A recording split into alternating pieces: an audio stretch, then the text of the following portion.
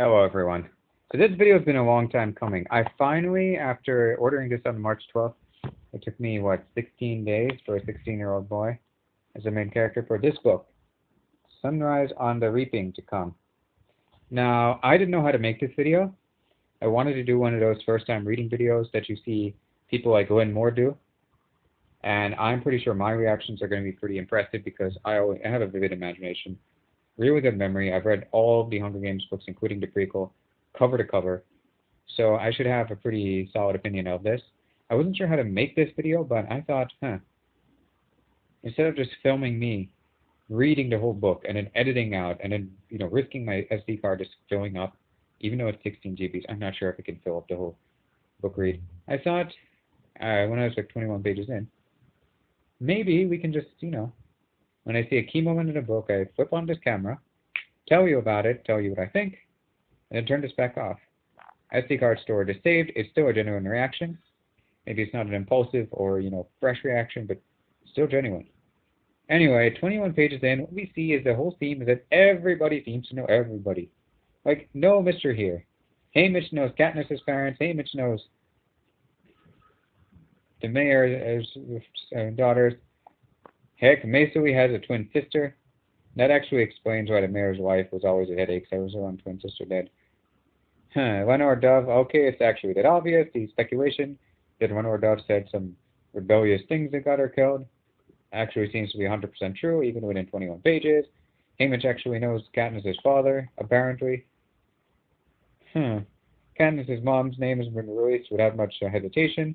Now, a lot of people on the Reddit are saying, like, oh, this is a good book because Katniss is an unreliable narrator and blah, blah, blah. No. It's a good book because it's a powerful story with an engaging plot and great message and really exciting. Not because of the narrator. It's actually hard to mess up a story like The Hunger Games. Okay, the plot, the story of The Hunger Games and the prequels are the strong point. No matter how bad the narrator is. The reason Katniss is narrating in the original trilogy is because she solidified herself as a heroine when she volunteered for her sister.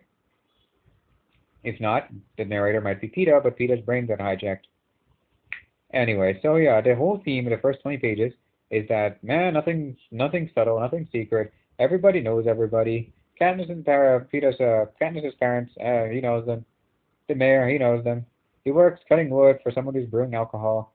The Geese are actually his girlfriends, but of course his girlfriend, as we know, dies later on. And yeah, that seems to be the theme. So this is about the time when Haymitch gets reaped. You'll see my genuine reaction here. After that, I'm going to flip off this camera, turn it back on, and I get a shocking part because it's what the Hunger Games series is good for, making like really shocking parts. My eyes find Lenore Dove. It's not you, at least not for another year. This was a pretty good one here. What kind of idiot gets born on Reaping Day anyway? I don't know, man. But Reaping Day is July 4th, and my birthday is actually July 10th. The kind that likes a challenge. I am also the kind that likes a challenge, and technically, if the Reaping is on July 4th, the Hunger Games itself might start on July 10th, which is my birthday. Well, welcome to VSX Challenges, I guess. Okay. So everyone's surprised that Maisui Donner was picked. I'm going to draw what I imagined the characters to look like so far.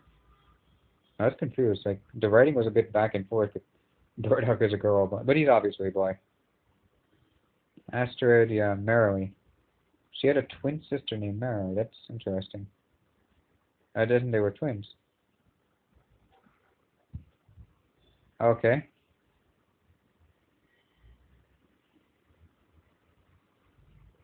So the thing is, whenever it's shocking, that's going to turn on the camera. This is where Wyatt Callow gets reaped.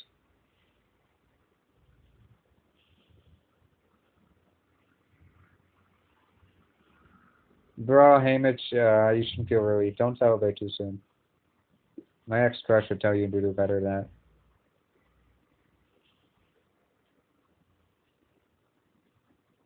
Well, you bet.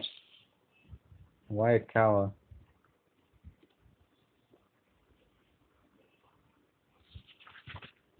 Is the other male tribute.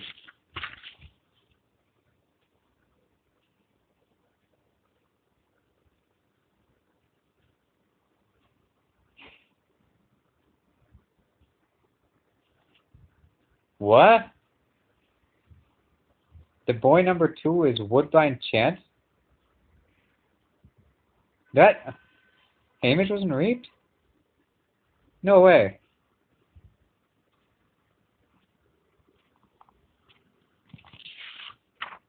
Wait. So boy number 1 is Wyatt Cowell.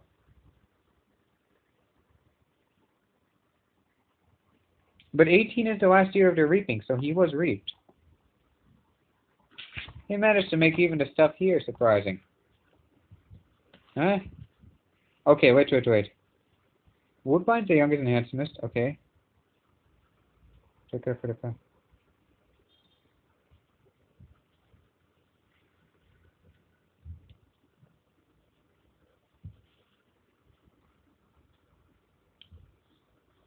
Woodbine, oh, he's related to Arvo Chance from the Ballad of Songbirds and Snakes. Yeah, that makes perfect sense. Yeah, oh no.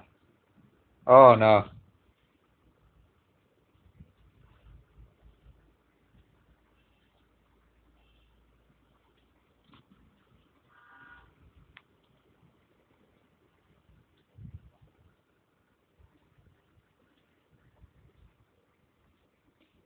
Then his gray eyes flash defiantly, and he whips around and sprints for an alley.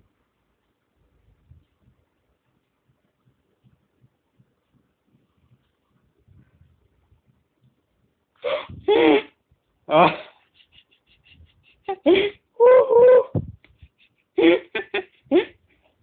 Frankly speaking, this must have happened in multiple reapings. Someone be trying to flee. Oh. Oh my God. I mean, I understand it, but seriously, man. What a freaking coward. Your relatives volunteered to get hung by peacekeepers for sedition for rebelling. And you wouldn't even go to the Hunger Games. We're not even hung. Okay. Oh my. Yeah. And the back of Woodbine's head explodes. Oh no. Woo! Let the games begin. Let the games begin. Okay. So, those who've read the book have it, but we finally got how Hamish was picked, and holy shite. Oh no. But at least he proved he is a fighter. So, that was quite a mess. Mr. Chance bolts from the Hunger Games, which actually I cannot applaud. Frankly speaking, I just cannot applaud that sort of thing. Of course he gets shot. What the heck did he expect? He's really dumb. His mother, of course she tries to grab onto her. Why didn't you just carry both of them out? That'd be easier, wouldn't it? His girlfriend, of course, tries to free his mother from his body. The peacekeeper, of course, goes heavy-handed, peacekeepers, and try to beat up both of them. And Hamish, of course, steps in. That's a theme here. Peacekeepers are really heavy-handed. Like, they probably didn't even need to shoot that guy in District 11 and catching fire, frankly speaking. Okay, so this is how he gets picked. And Drusilla, Effie is a whack job, but Drusilla is a massive creep, like, ugh. Like, internal screaming type. Anyway. They spared Lenore Dove for the tearful goodbye. Don't worry, there's unpunished both of them. We know this one. And with Lenore Dove, the way she sings up a revolution, that's like guaranteed. Like, she had no chance. So I wasn't sure what his involvement was because, of course, Plutarch was a head game maker in 75, but this is over 20 years before. He seems to be the camera person. Now, the one spoiler which I hadn't managed to avoid is that Plutarch was somehow Hamish's mentor, which sounds likely. But he's a camera person. He's actually asking these people to react the reaping. Okay. Refusing to put on a show for the Capitol. Here's the thing, though. It doesn't do nothing in the grand scheme of things. Really, it doesn't.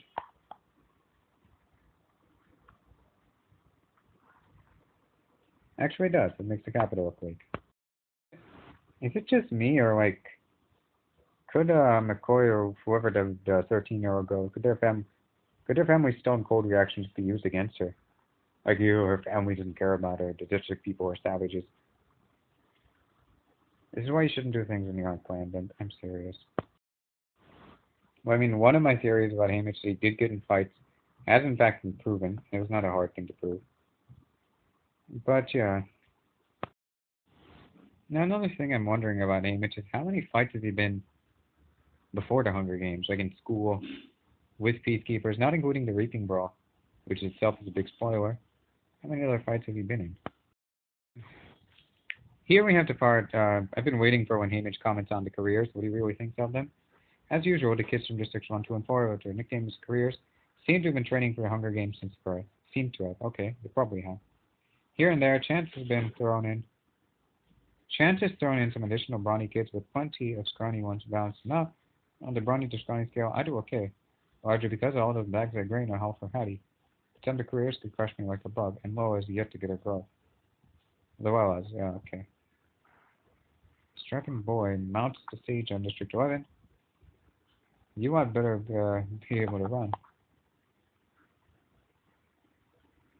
Uh-huh. Plutarch, who's a cameraman, says, your mentors will talk you through everything. So he has not just a mentor, he has mentors, apparently. Our guides are masterminds of protection Hunger Games, except the District 12 tributes don't have an automatic mentor. We're the only district without living victors. But it took a very long time for all the districts to have living victors, except for 12, in fact. So is it that until then? In 50 years, we've only had one victor, and that was a long time ago. Back then, barely anyone entitled to television. Clips of the old shows. Yeah.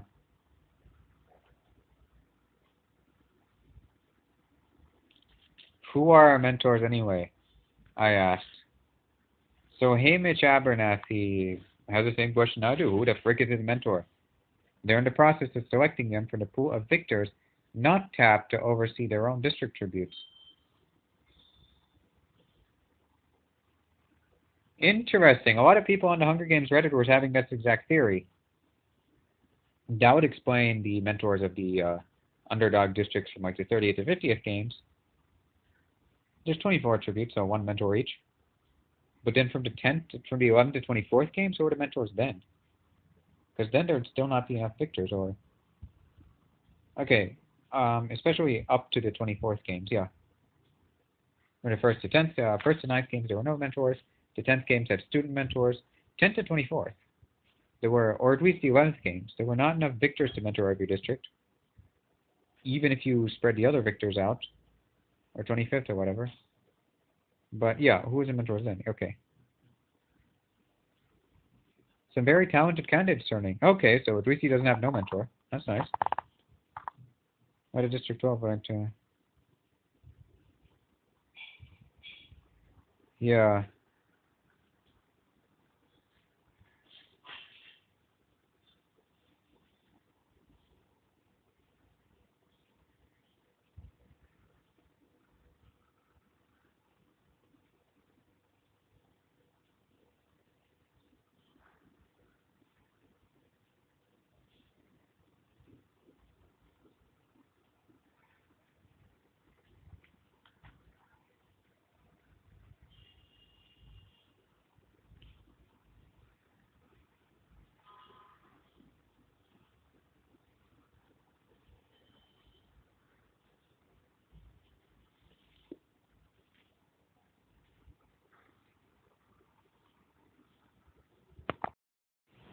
I'll take my hot take.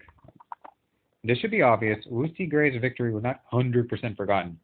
Because it was the first to be well televised. There's just too many people watching for it to be completely forgotten. Just too many. Maybe not in 12, but in the capital.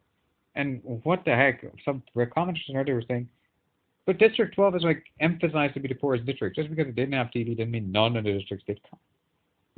Anyway, that's my take. Of course they hadn't forgotten completely about Lucy Gray. It's just not possible. Like. So I'm on page 54, and apparently Hamish and the District 12 tributes mentor is supposed to be a victor from another district. That was some of the theories. Some people thought it would be a peacekeeper or a game maker like me. Some people thought it would be a victor from another district. Some people thought nobody. They don't have a district mentor, but they didn't say no mentor. That said, so far Plutarch seems to be taking the mentor role on. Also, this didn't actually answer what the transition was. Until like the first quarter quell. When it came to the first quarter quell, who were the mentors then? There weren't enough victors for everyone. And also, why did they decide that victors have to be mentors? So here we got the thing on the compulsive odds maker I've heard about. Wyatt Booker. Just Wyatt. Couple of Booker boys take bets on the Hunger Games tributes, like how old will the kids be, theme of town, number of Tezzeret. The betting continues to the game, odd on bet. Districts should be illegal, but the peacekeepers don't care. This part is kind of weird that it's illegal. I mean, it's not dividing the capital. They do it in the capital, too.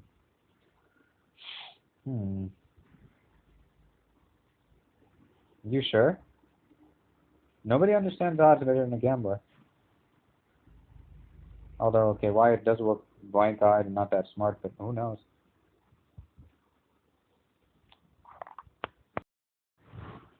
Wait a minute.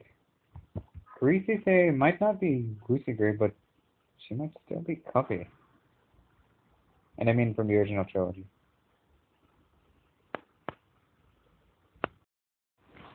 Panache Barker. District 1 tribute. Train career, roughly 300 pounds. His last name suggests he's related to Palladium Barker, who took the crown 4 years ago, the 46 game winner. Okay. You currently have odds of 5-2. Now, I think a lot about body shape, physicality, and roughly 300 pounds. That opens up a can of worms. First of all, we know that Kato is a big guy, but he couldn't have been nearly that big because he could still climb well, he could still run for a long time. And it's virtually unheard of for a 300-pound person to be able to climb well or run fast for a long time for mutts or say whatnot, right? And this is a serious thing. Like, that's a really excessive body weight. Wouldn't that slow him down? Wouldn't that take a toll on his stamina? But here's two reasons. One, of course, he has a big frame, but two, they're worried about an unreliable food supply in these Hunger Games. So maybe Panache Barker was already 230 pounds, and of course, since he thought, okay, I'm going to go into quarter quell, maybe this is a clue that the first quarter quell had very little food supply, which is something that I have speculated. The first quarter quell is to show that the districts chose this. Then why should it take help at the capital? There was nothing in the cornucopia. The thinner or even the athletically contributes, right? And a fat guy won, or a fat guy had the best chance of winning in the first quarter quell. So if Panache Barker was training for the second quarter quell, he might have assumed it was similar to the first. And it just bulked himself up from 210 pounds to 300 pounds over the course of a year or so. Because otherwise, slowing yourself down with that much extra weight. And then his odds are 5-2, but you need luck, you need skill, you need stealth, you need all that. That humongous size, you won't be able to do that with, so this is a deliberate strategy. They're expecting a huge lack of food, a very unreliable food supply, and dangerous mutations, but ones that give superficial bites, not ones that go straight for the neck. But they would cause a thinner tribute to bleed out in these games. That's what they expect. So I think Panache Barker actually bulked up on purpose.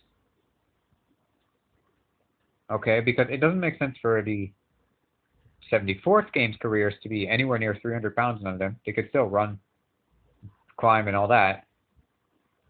But this is a clue to the first quarter quell. The capital had to convince its own citizens too. No peace, no hunger, no prosperity, no Hunger Games, no peace. Not surprising at all. They got their tributes to the academy. The gymnasiums have been empty for close to 40 years, which is since the 10th Games. This is another tie-in between the Ballad of Songbirds and Snakes in this book, and probably helps explain why that book was released first. Okay. So in the 50th Games, we can assume the academy, as in Snow's old school's gym, was the tribute center? That's interesting. So Haymitch has been stripped down, and he's with the other boy tributes, so the half-dozen careers look like they spend their spare time posing for statues. Another dozen of us might stand a chance for handy with an axe. and the remaining half dozen are pitiful, all hollow, rib cages and matchstick bones. Okay, so yeah, a lot of the non-careers are actually pretty tough, yeah. Panache, we reclined to training, struts around thrusting his private people and and grunting much to amuse the other careers. He makes the mistake of trying this one the District 11 tributes and wind up with a strict kick in the gut. Panache is about to retaliate when the shower heads come to life, soaking us with scalding water. We all dodge around trying to evade this.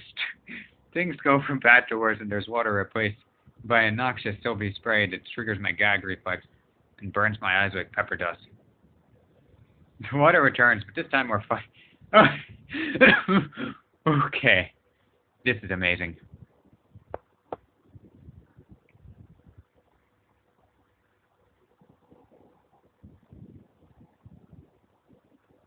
I can't even take a proper shower. My God.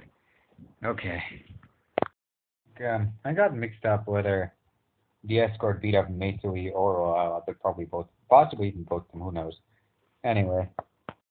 Oh, Hamish has just had a recollection. Throwback to when Winter got arrested. I don't know. It kind of just rolled off in my head. It doesn't really stick. But it was something to do with the chances, which is not a surprise. Also, maybe I gotta move to a lighter part of the room. Good, Silka. We got. Hope we all get to where it's not green. Yeah. I like how Suzanne didn't just make this easier to film, and this will definitely get in a rated R remake. Because I think Francis Lawrence and his team are sadly just too stuck in PG-13 land. This has to get a rated R remake. If we don't get one in 15 years or so, I'm going to make it myself. Do not worry, guys. Do not worry. Now, Hamish is paying quite a lot of attention to the District 1 tributes. I mean, that's definitely foreshadowing. We know the District 1 tributes are most of who he fights against. But, I wonder what else he's foreshadowing. Like, 1, 2, and 4 are careers, and I'm pretty sure it's the same in this game as well. There were stronger districts even in the 10th games. That obvious. The moment Snow said you could volunteer and you get rewarded, you start training. For sure. No other way. And then, but he's not paying much attention to the District 2 and 4 tributes. The District 1 tributes are shining out to him. And Mesa is trying to be friends with them, apparently. Very funny, but yeah, that sounds important. That sounds like some blatantly obvious jinxie short for forecasting that maybe District 1 is even more important in these games than we know. Okay. Hamish's stylist did call him fierce-looking, and Katniss did say his eyes looked dangerous even then. So I think he looks a bit scarier than he thinks he is. He's not a long shot. At least when taking a shower, he'd fit more into the half dozen who look like they had a chance with Max. I'm pretty sure. Pretty sure he's a bit underestimating himself. But yeah. Okay. Luella is dead? Did they shoot her? Because falling off of the cart is not going to make you bleed out like that so fast. They probably shot her. Let's see. A dead mockingoose chick, eyes still bright, feathers blue-black in the sun. Clawed feet empty on a bed of moss. One dove.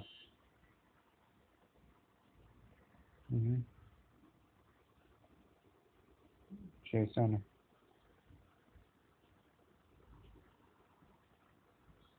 So the 10th and the 50th games had released one tribute dead before the game started.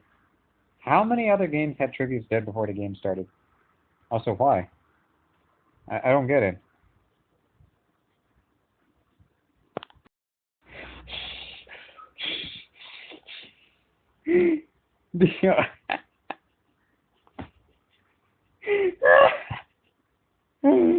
Oh man, this is the funniest book of the whole series, including the prequels, everything. Oh, the only person that could beat Hamish in the running race was Woodbine Chance. At least he used to be anyway. Yes, Woodbine Chance is the one who ran away from the reaping. So Hamish is trying to just run away with Willow as far as he can. People don't realize how darn difficult it is to run with a heavy thing, a purse and a bag, whatnot. They do not realize how hard that sort of thing is. It's actually miraculous Hamish could even get past anyone. I mean, I'm not sure how much Woooooooaaahhh weighs, but maybe she's 35 kilograms. I'm gonna have at one point a 35 kilogram carrying challenge on the ZSX challenges on my channel, which is ZSX challenges, and it's gonna be a link in the description once I upload it.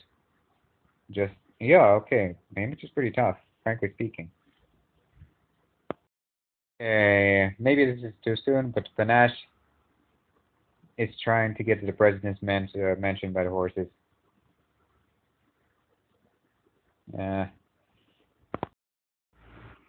Wyatt Booker's own father has bet on him 40-1 winning the Hunger Games, which frankly speaking is actually pretty optimistic since there's 48 tributes.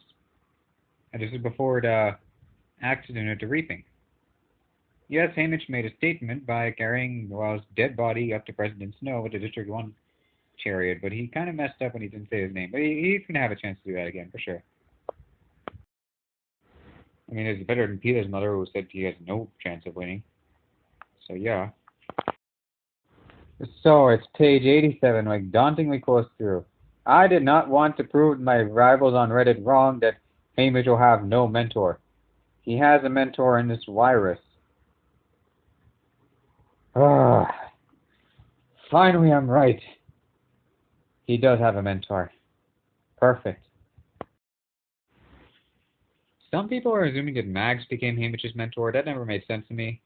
And now I don't think that's true. Also, remember, Hamish has been a victor for over 20 years. Like, he's met the other victors at the Hunger Games itself. He could have been grounded there then, you know. Okay. This is the funniest book in the series, bar none, and I'm only on page 88 of how many pages?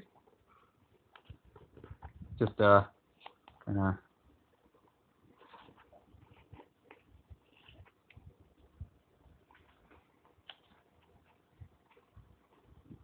Let's see how many pages are in this book. Wait. Of 381 pages. Yeah. Whew. They couldn't find wires in the arena to deliver our gifts. That's next level.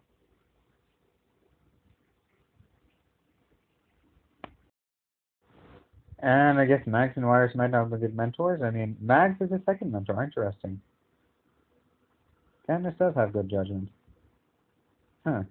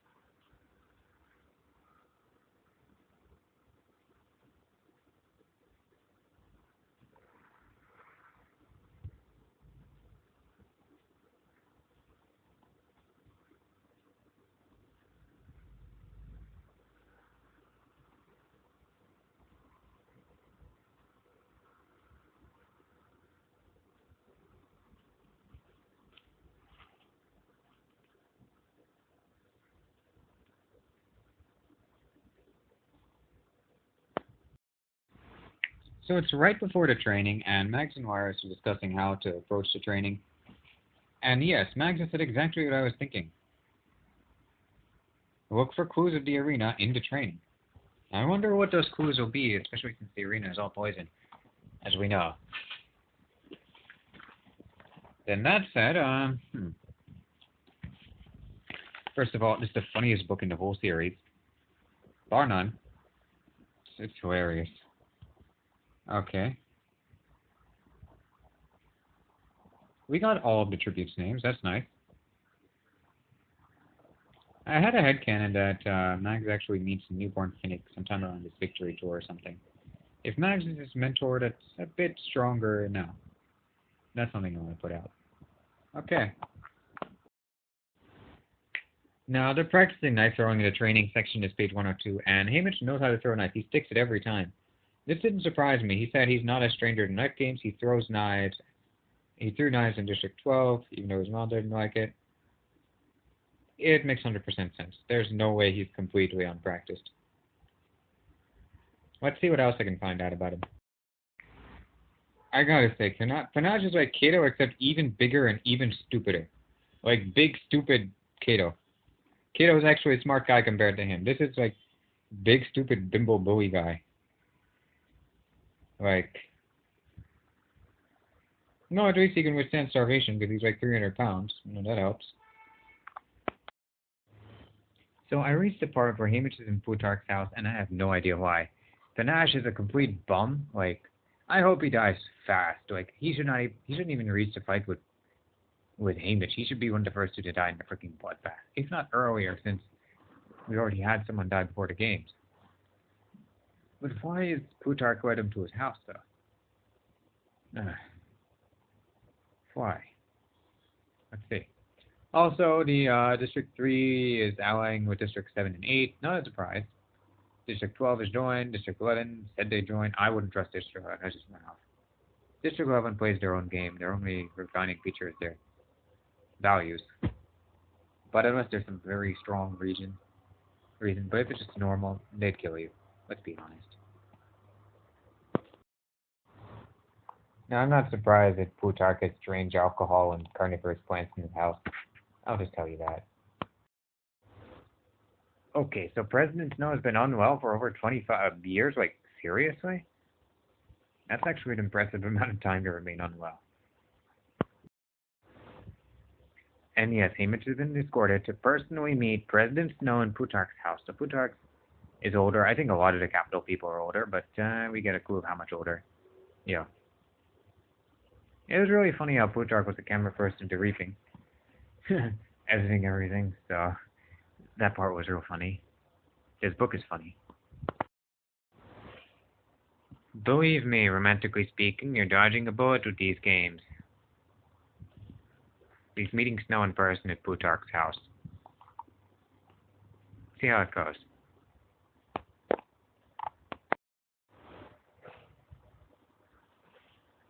I'm at chapter 10. My heart leaps and then sinks into like a stone. I feel well as crushed skull leaking hot blood in me.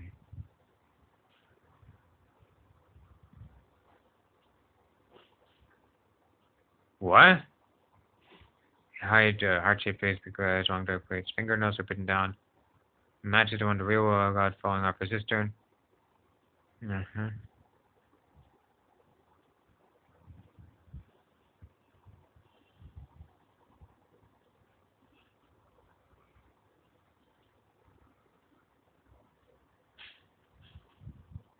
Holy shock! This is shocking. So they remade Woooooaaahhhh. Okay. They'll probably put her in the games. Honestly, so there's no suspicion.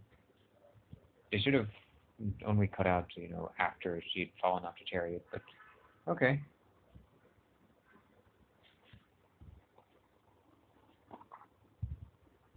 This is,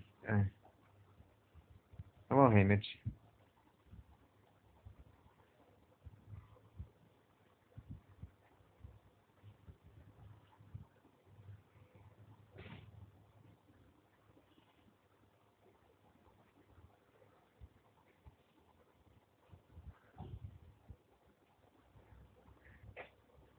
How did Snow pull this off? Cloning Woooooaaahhhh?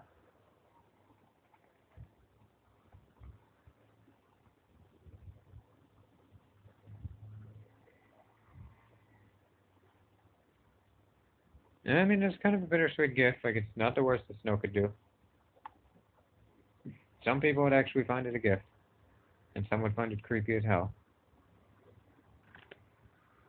He cloned Woooooaaahhhh to give to her. Huh. Hamish, whatever you do, just put it together with this new Woooooaaahhhh. Okay? Okay, so Snow is given body double of Woooooaaahhhh. Mixed feelings about that. Still, the other tribute to that Woooooaaahhhh is actually brain damaged. In reality, she's been replaced with a body double, but that's actually quickly there. And yeah. BD has set a plan to break the arena. The power is out. That's nice. So, I've reached the end of chapter 12, and there's a few logical important questions I had. First of all, where did Haymitch get his combat skills? It was never directly alluded to, but Haymitch, when they're practicing knife throwing, always manages to stick to knife and says, I'm no stranger to knife games. This kind of implies that he did play around with foam knives as well, or something like that, and not just knife throwing, because those are two different skills. He doesn't say it directly, but he implies it, which means that the theme I had for my channel, making foam knives, playing them with them myself, having other people play with them, that was actually a logical thing. Well, that makes sense. Another very interesting question I had before reading this book was what clues about the arena were there in their training? We know in Katniss's time there's an edible plant section. We also know that in Haymitch's games, all the plants are poisonous. Is there any edible plant section? And of course, Haymitch's mentors, Wyrus and Max, also tell him that the training center would give you clues about the arena. And here I am. They're speaking about a knife throwing department, fire starting. The mushroom department is full of poisonous mushrooms. He didn't mention any edible mushrooms. I guess they're all poisonous. It's the 58 Hunger Games, which is what we know. But of course, the mentors don't actually know what's in the games. I didn't actually remember hearing about any edible plant section. No edible plant section was mentioned at all. There were a few possibilities. Either there's no edible plant section, because there's no edible plants, or there is an edible plant section, but some stupid, ridiculous lie. No edible plant section was a pretty logical, sensible explanation for an arena where all the plants are poisonous. Also, they're rehearsing their interviews with Drusilla. Drusilla's actually not that bad. And, we're ready for a big, big day. Big, big, big day. That's if you drink it. It seems. Let's start with chapter 13. Let's see. Okay. So here's a bit more confirmation. Effie is closer to Banks' age in the original trilogy, because this is 24 years before, don't forget that. And, well, she's popped in and gotten them decent footwear. She must be really young here. A lot of it's really old. Fortunately, all the war styles are back in fashion. Effie seems to be aware of Dark Days fashion. And then, well, I suspected that Effie was aware of the earlier Hunger Games, including Lucy Gray. This kind of hints towards I was probably right, but it, of course, is not proof. But yeah, it hints towards it pretty strongly. Yeah. Hot take, I didn't like how Festus's introduction of the betting and the dogfights was cut out of Ballad of Soundwoods and Snakes. I want Wyatt's odds betting and his family's odds betting to feature in the movie when they make this. It's a bit late to say this based on how far I am in the book, page 176, but Katniss would say the careers get an 8 to 10. Nobody that she remembered ever got an 11. Haymitch said the careers got an 8 to 11. Also, 1 in Katniss's time is supposed to be unachievably low. But Haymitch got a 1. This tells me that the training scores from early Hunger Games weren't really released much. Not even Hunger Games like 30 years before Katniss's. And 2, that, well, the game makers became harder and harder to impress over the years. It was a girl from 4 who got an 11. I mean, there were 2 alternate things. Either there were people who gotten an 11 in the training score before Katniss could remember, or before she'd seen, or, you know, it was always this strict. And then when Plutarch, therefore, nods that, yeah, 11's the highest it's ever been given, or the first time it's been given, he's lying, because he's around here at this time. I mean, way to prop Katniss up. Their standards for giving an 11, or in fact for giving a 2, I've changed it a lot, so yeah. Also, the big bad career seems to be panache, but panache is described as like 300 pounds, like How are you able to to be able to like run long for that with that much body weight? I imagine like he's both jacked and has a bunch of fat, kind of like a young sumo wrestler, and his calves are like monstrously humongous because you know why. But yeah. Another thing I forgot to mention is that BD mentions a subterranean A where they do things like introduce mutts and store water and all that stuff in every arena.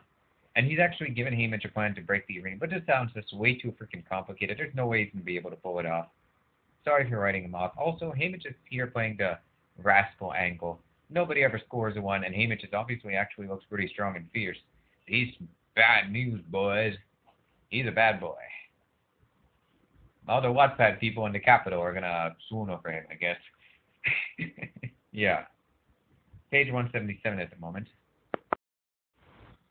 Hot take before the game starts. I really think Ampert's gonna die really soon. Okay, so we're at the part with the interviews with Cedar Flickerman. It's page 180. I'm just gonna read this out loud. Here in the green room, a young game maker lines up District 1 and 2. Reading out an order of appearance. They follow out the door. Okay, on screen, Caesar launches into a brief retrospective of the other 49 games, starting with the no-frills version of the earliest directly after the war, when the tributes were thrown into an old, bombed-out sports arena with weapons and little else. I watched carefully when he talks about the 10th games being a turning point, and that was the year District 12 had a victory. But they only featured the introduction of betting, the sponsors, and the rickety drones to drop food and water to the tributes. This is where I'm actually wondering what Food Africa, the mentors were in like the 10th to 25th. Yeah. From this point on, the games evolved from pure punishment to unapologetic entertainment. The original sports venue was abandoned as the game makers began to use existing things in the wild or bombed out towns and such, introducing an assortment of mutts and a variety of weapons. The 25th games, the first quarter claw, proved particularly heinous. The districts were forced to choose their own tributes. Okay, yeah. Another flickerman named Lucky hosted with commentary from a relic of a woman named Gall, who was credited with coining the phrase, "May the odds be ever in..." Gall actually made that phrase? Yeah, as I said, Gall never really succeeded in fully erasing the 10th Hunger Games because there's just too many viewers. It's not possible. Dumb freaks. Ugh. Anyway. Yeah, okay. Lucky Flickerman is still alive at this point? Interesting. Hmm. I knew they were father and son because even Katniss mentioned Caesar Flickerman has been a host for a very long time. So, for the anniversary, the phrase has caught on as a way to wish someone good luck. And think about it, it's a sadistic thing to say to a tribute given survivors. Yeah.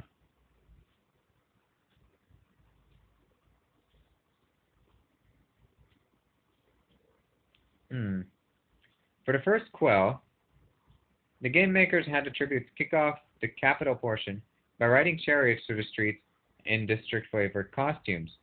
I will bet you money the career started before the first quell. I'll bet you money they started, but the incentives to win started.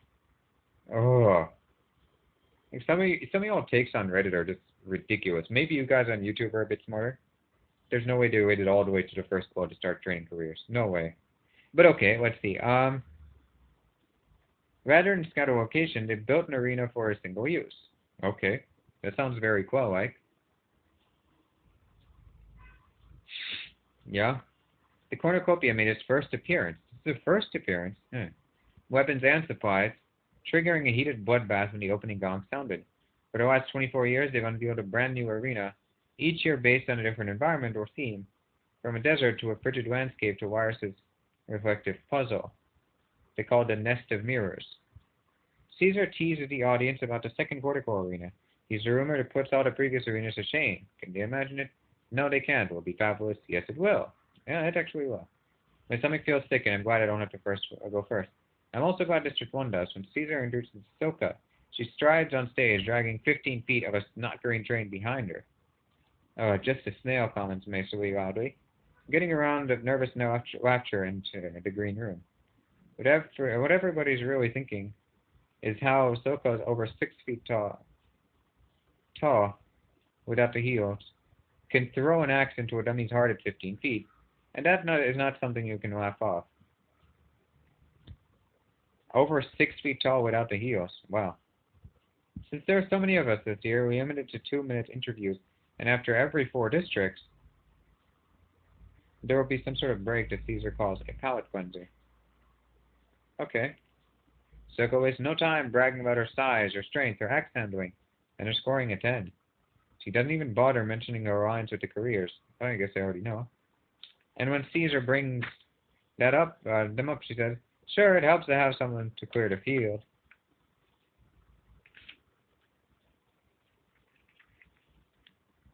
Panache, who apparently is a massive Mr. Olympia size 300 pounds, he swaggers on stage next, stopping 3 different times to pose and flex his muscles for the audience.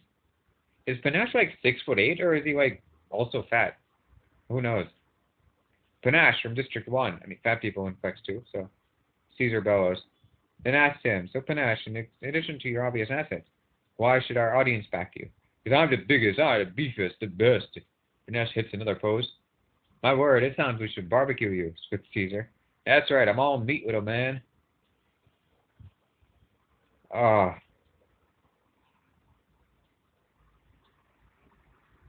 Well, yeah, obviously he is a meathead. He's an idiot. Like he makes Kato look like a genius. Or maybe not like a genius, but he makes Kato look smart. Like he's that stupid. Ah.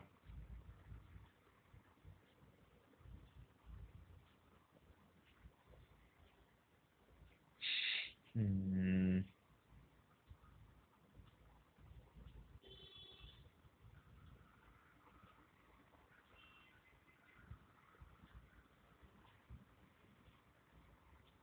What is it? I think brain matters quite a bit.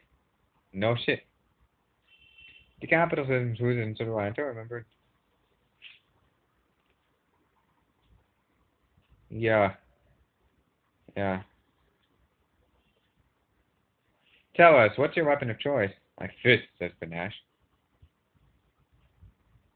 Well, Panache really is dumb. He punched Hamish and he didn't die. Okay.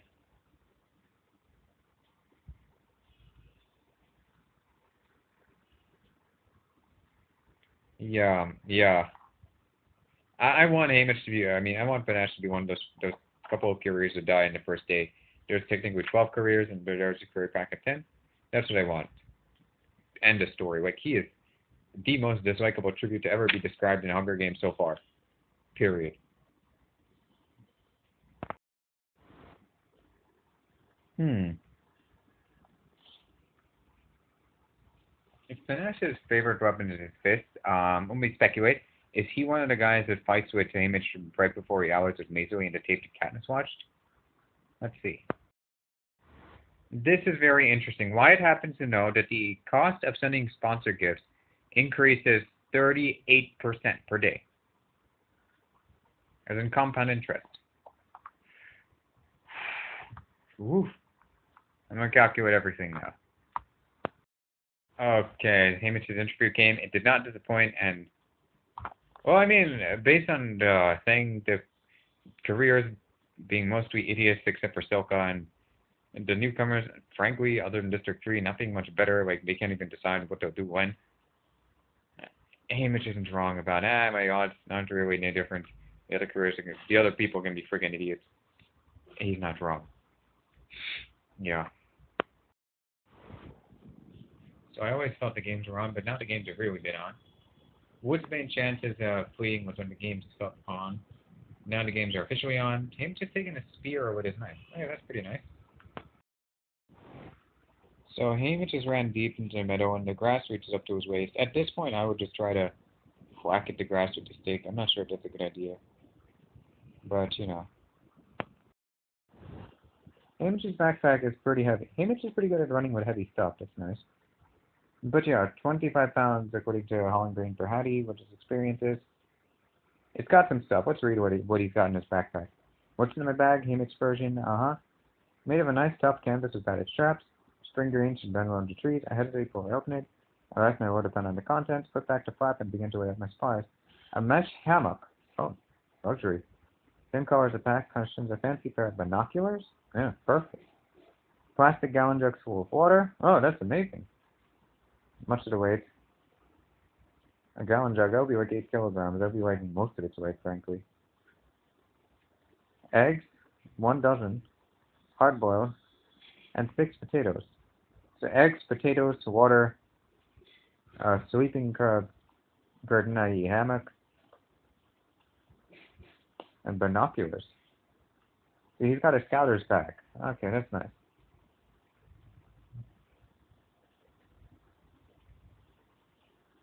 Oh yeah, there we go.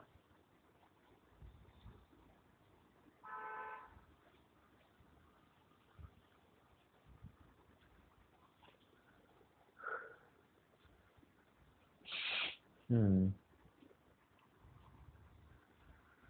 Oh, so he got quite close to the cornucopia. That's why he got such a big and generous backpack. Okay.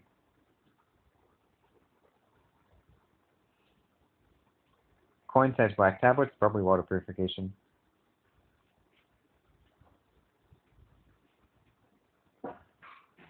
Charcoal tablets. Okay.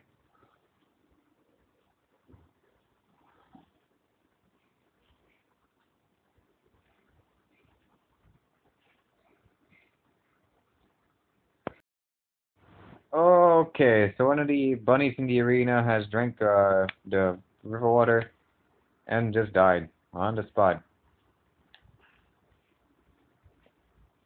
Game on. Keep your 25-pound backpack, which most of the weight is 2-gallon jugs. Keep it. So I got to that day one. It was the 2 careers, and District 3 is still alive. Okay. I had this weird feeling District 3 was going to die on the first day. Even Hamish did. Didn't. So District 3 has been spared. District 5, half of them are dead. 2 out of 4, 1 boy and 1 girl. Out of 2 boys, 2 girls, yeah. Appears next.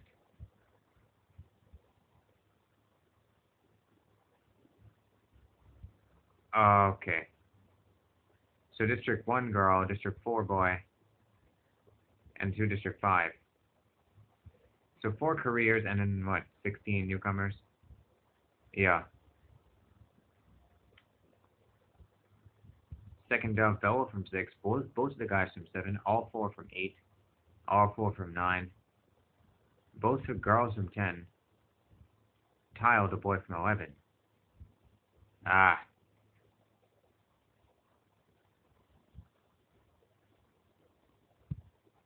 Wyatt's dead on the first day, interesting.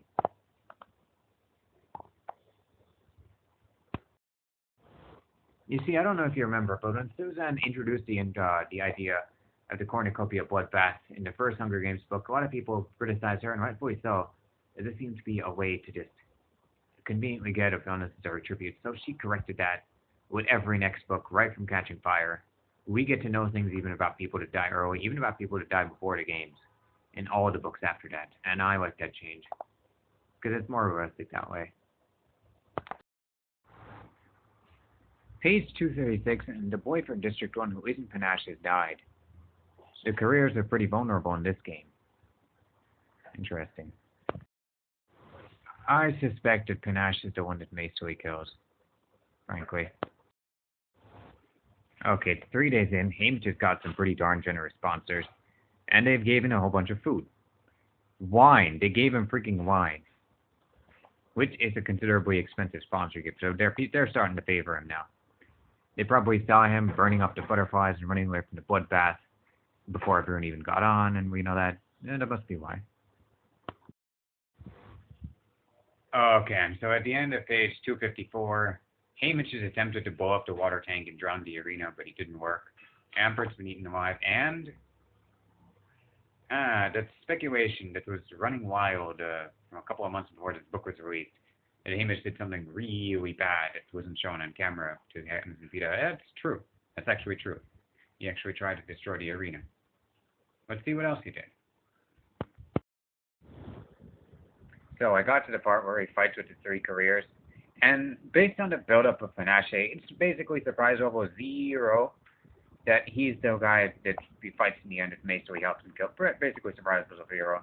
Maybe something happened which we didn't know about. Let's see. Well, yes, if it stabs his stomach doesn't immediately take you out. It must have been a really, really vicious stab, though. Huh. What the heck was the District 4 boys carrying? Like, they should salvage those weapons or check what they... Let's see. Yeah. With the terrible groans from the wounded girl accompanying us, we circle each other slowly. I take in the burns along his arms and legs. Yep, I knew it. They were injured from the volcano. That helps. The cracked lips, the mad dog look in his eyes. A sense of dread fills me. He's much bigger, better armed and crazy with pain. My eyes flick to nearby woods and... Single Soapy knocks the axe from my hand, and then slams the shield in my chest so hard that I lose a grip on the knife. Gasping for... That's a pretty clumsy way. Actually, that's a sensible way, because trying to disarm a knife with your hands is just stupid, honestly speaking.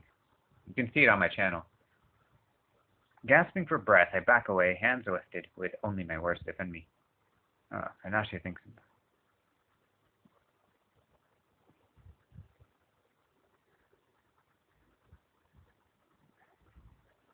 That is not the world's strongest argument. He's obviously tougher. He just killed 2 of your buddies. You really... Oh, come on, Amish. Just bolt. He's 300 pounds. He can't even chase you for that long. You're stupid. You're the second fastest boy in all of District 12. Actually, the fastest in all of District 12. Because the actual fastest, previous fastest, has died. But yeah. You're doing something stupid. Come on. Just bolt. Just freaking bolt. Oh,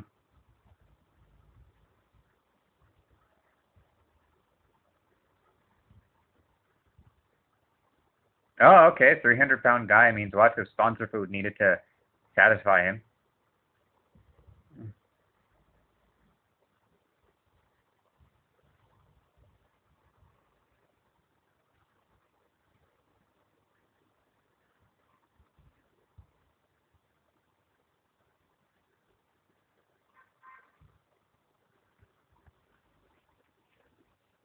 Straight through the neck.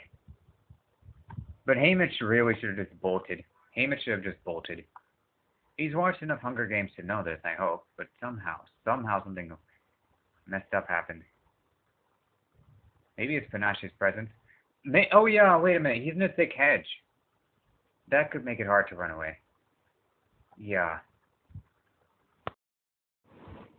So, Marriott from 4 and Silka from 1 have met Maisui and Hamish from 2. And they're fighting the Game Makers live. So, Silka has just dumped this bucket of slime. Let's see what's going on. Yeah, let's see.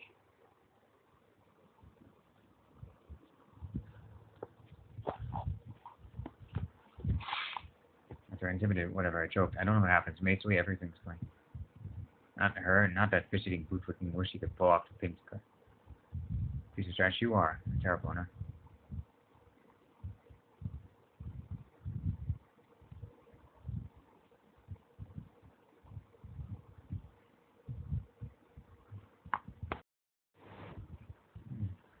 I got to the part where Maisui Donner dies, and... Wait a minute, it says he's taking their bowgun? Okay, I was wondering. It doesn't make any sense for him to not take it. It's too deadly of a weapon. And there's too many people left.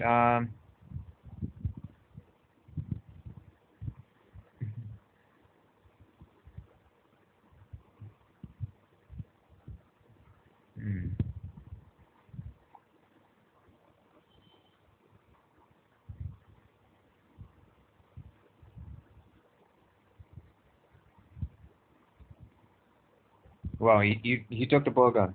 Why didn't he use it then? Maybe he does and it doesn't work.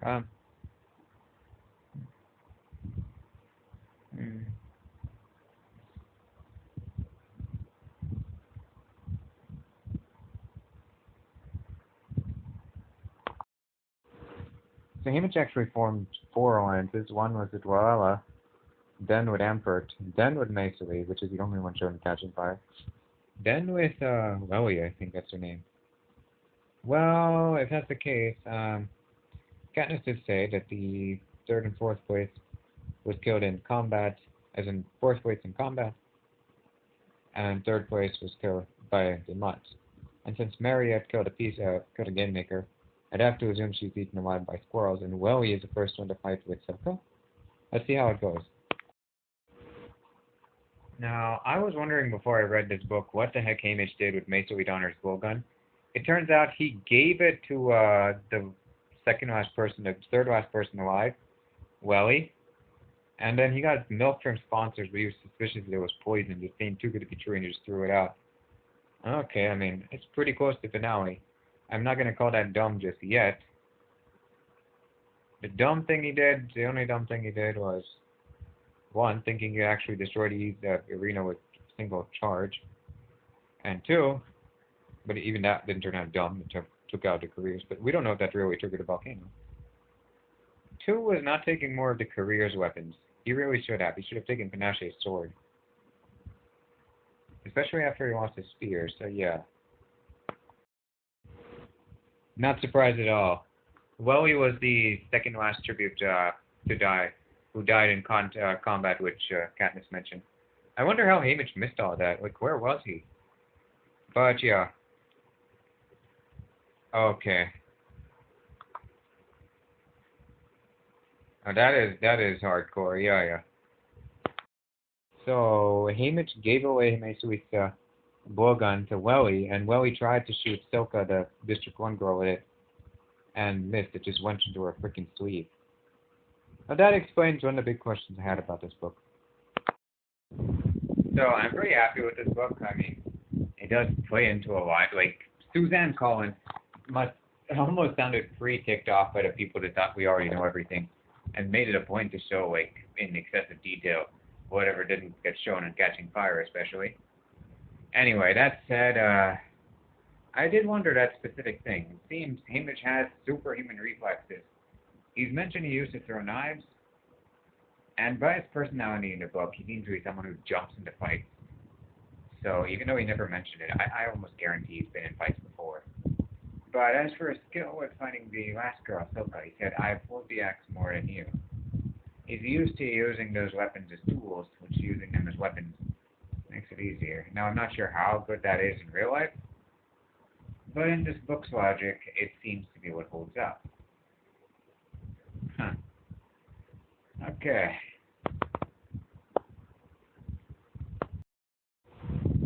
Also, in the interview, we got the Hunger Games version of the Show Us Your Abs take. Haymitch was asked to show his scar that he got by fighting the last girl, Silka, and the crowd clapped for 5 minutes straight. That is extreme. And I can imagine that's exactly how it went.